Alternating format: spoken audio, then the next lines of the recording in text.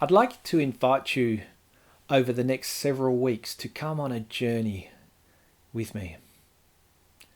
It's now midweek following Easter. Easter is behind us. It's been and it's gone. It was a different sort of Easter with us confined to our homes on account of COVID-19. It's been interesting to hear how different people found different ways to celebrate the good news that Jesus has risen from the dead.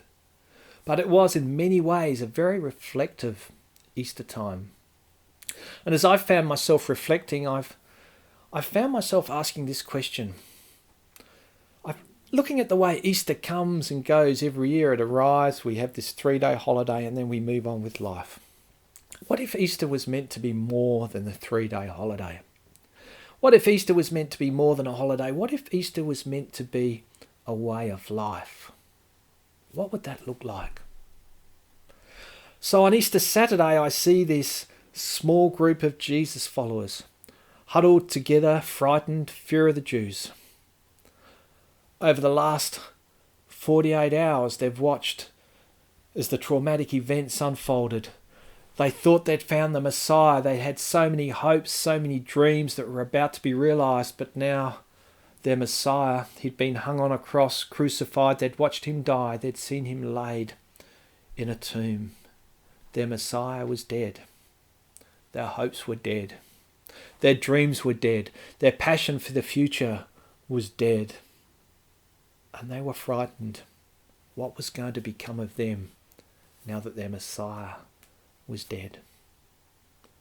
But you know the story, that same group of frightened followers of Jesus. That same group of frightened followers, they became the people that boldly proclaimed the good news that King Jesus was alive across the known world. And over the next 300 years, the good news of Jesus spread across the world, and people from town to town, people decided that they wanted to follow King Jesus. What happened? What changed this frightened group of people into these bold proclaimers of good news? You know what happened. Easter, the resurrection. Jesus rose from the dead. He's alive. He ate with them. He shared with them. He touched them. He answered their questions. He taught them.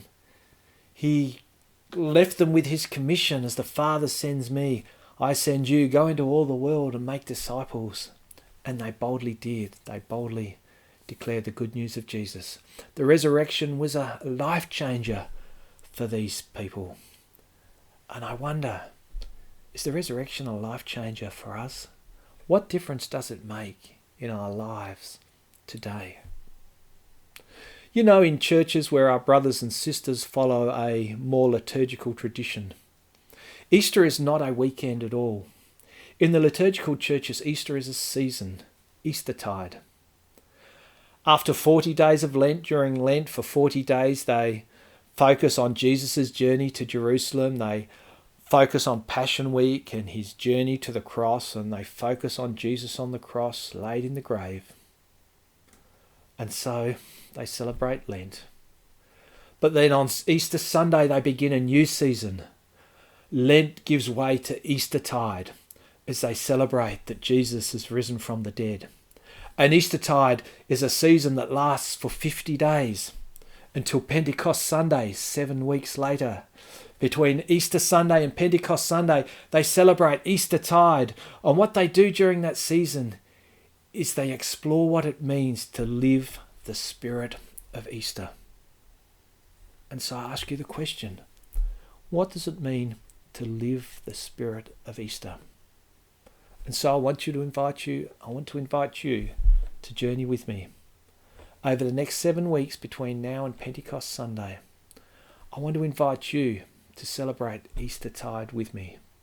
I want to encourage you to reflect on the events, the interactions between Jesus and his disciples, the risen Jesus and his disciples. Reflect on those life-changing conversations. We'll reflect together.